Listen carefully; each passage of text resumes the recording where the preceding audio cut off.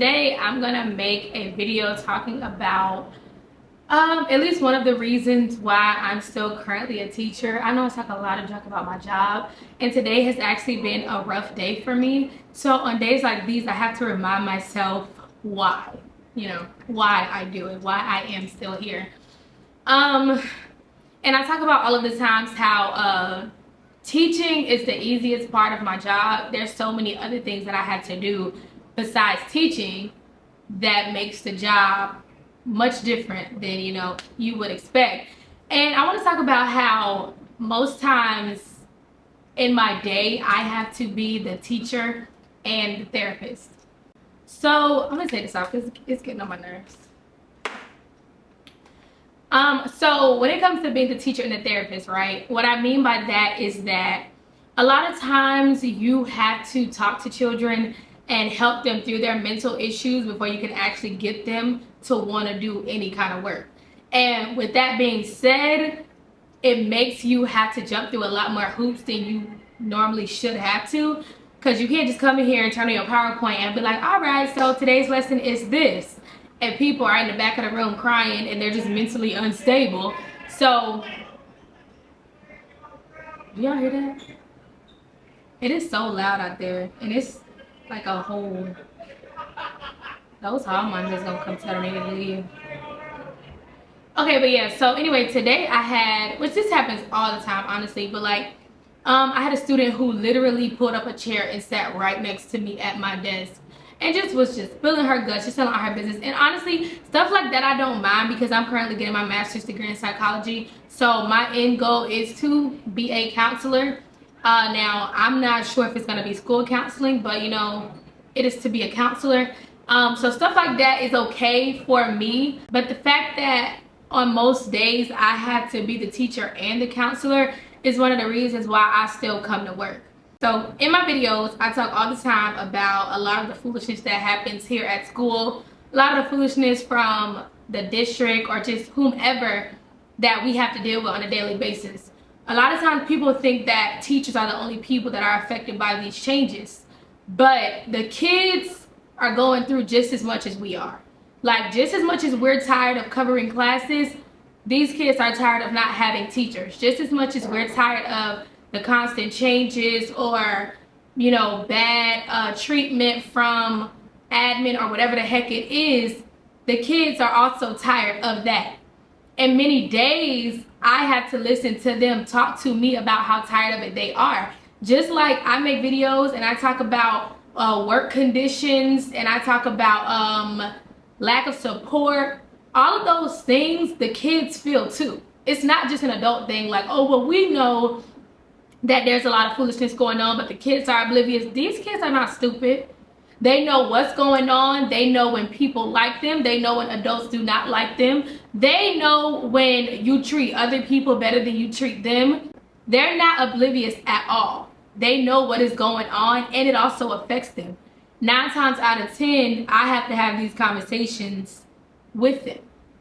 And that makes me the teacher and the therapist. That makes me the teacher and the counselor.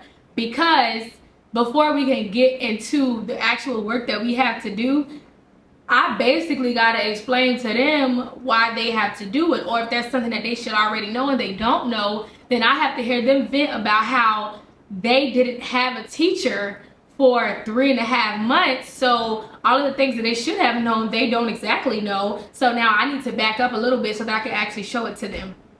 And honestly, I had a conversation with somebody today, and it was essentially about the same type of issues, and it just reminded me of like my purpose in my job. Now I understand that this is a temporary purpose. I'm not about to be like, oh, I have to be here, so I'm staying. No, but for the time that I am here, I understand what it is that I need to be doing and what it is that I am doing that is good for my students. And that's definitely one of those things. And on days like today, where everybody and their mama need to get slapped, it's good to remind yourself why you do certain things. And I can honestly say that I still come here every day because there's a lot of craziness that goes on. Of course, I talk about the craziness all the time, but there's a lot of teachers that act like they don't see the foolishness. And I feel like it's very refreshing to my kids when they go on and on about like, oh, I went to talk to, you know, Miss So-and-so or Mr. So-and-so and he was rude and he rolled his eyes at me and he popped his neck and he refused to help me.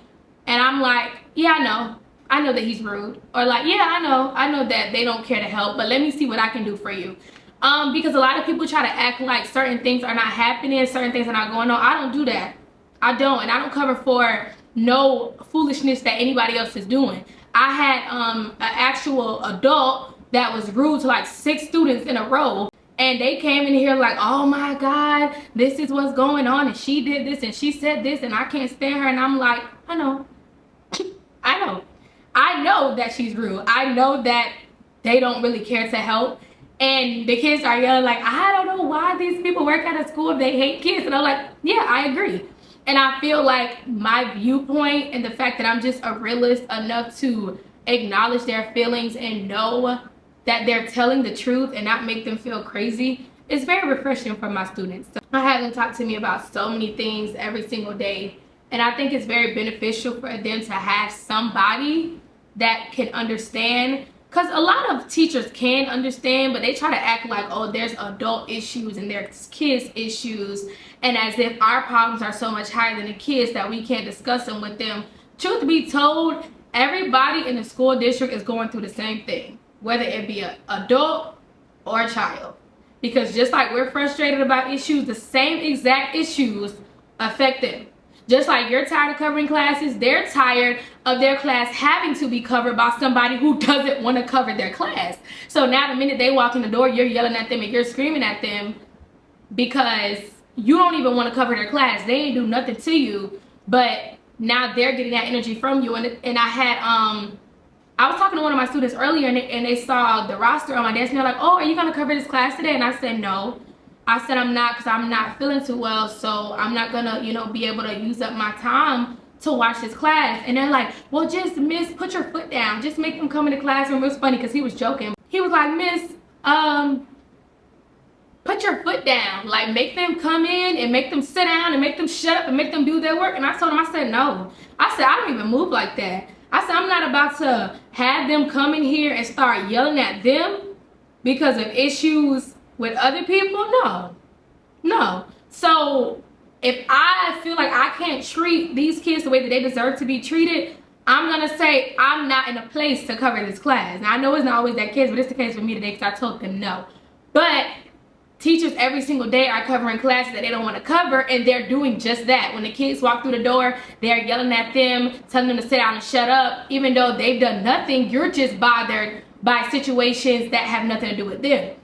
And I just feel like that's why all of us as a collective are suffering from the same issues. So there's no reason why we should act like they don't have issues or they're not affected by these things, because just as much as you're tired of stuff, they're tired of it too. And that's why I enjoy the fact that every day of my life I can be a counselor to my kids. Like, aside from the work, if it has nothing to do with the class lesson, I had somebody come up to me today like, miss, I need to talk to you after class. And I said, oh, what, like about your grade? She's like, no, my life, it's in shambles. And I just giggled, and then we had a conversation after class. I enjoyed that.